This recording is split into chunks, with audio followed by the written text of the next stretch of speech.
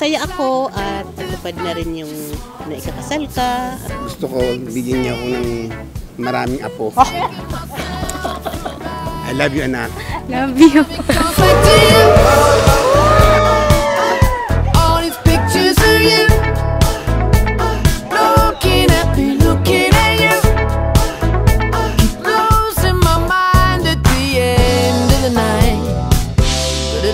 Comes back to you.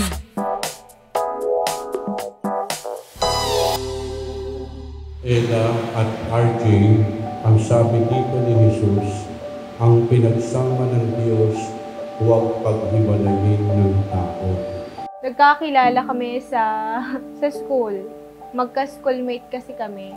Nagkikita naman kami dahil nadaan-daanan namin yung isa't isa dati. Hanggang sa isang araw, para bang pag nagkikita na after nun, may mga text na nare-receive ako. Hindi ko alam kung GM ba yun. Kasi uso pa nun dati yung mga textmate. Yung mga lipas nilang taon, nagkausap sa chat. Din yun, niligawan ko siya. Masisira ang ating make-up. Sana maging mabuti ka kay Ella, maging mabuti kang asawa. Huwag yung pabayaan yung pagsasama. Kahit na malayo ka, dadalo ka sa amin. Yeah, congrats. Ito, yung namin ni Ella. Munting regalo sa inyo. Sana magustuhan nyo. Oy, ang cute.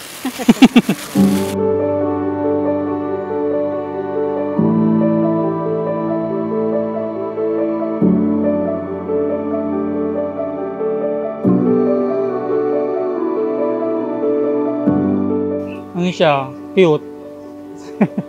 Yun, medyo stricta. Siguro hindi ko pinitigil yung yung pagsabi ng mga sweet na salita. Alagaan ko siya, mamahalin ng sobra.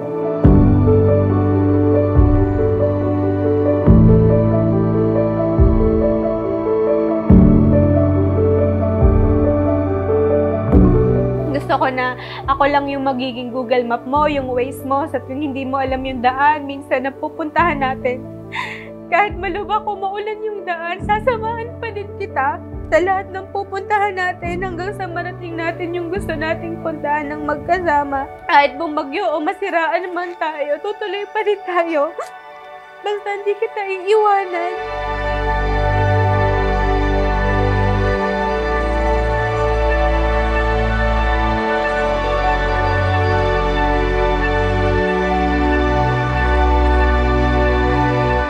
Baby, ngayong araw na ito, gusto kong sabihin sa'yo na mahal kita. Marami tayong pagsubok na napagdaanan at ito, ikakasal na tayo. Nandito lang ako palagi para sa'yo. I love you, baby.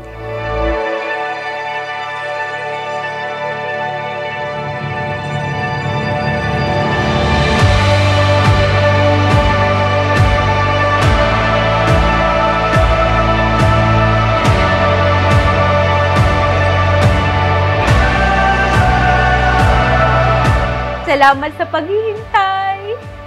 Ayan na, mamaya okay na lahat. Hindi ka na uuwing mag-isa pagkahatid sa akin kasi sabay na tayo. Isa na lang yung uuwian natin. Maraming salamat. Mahal kita.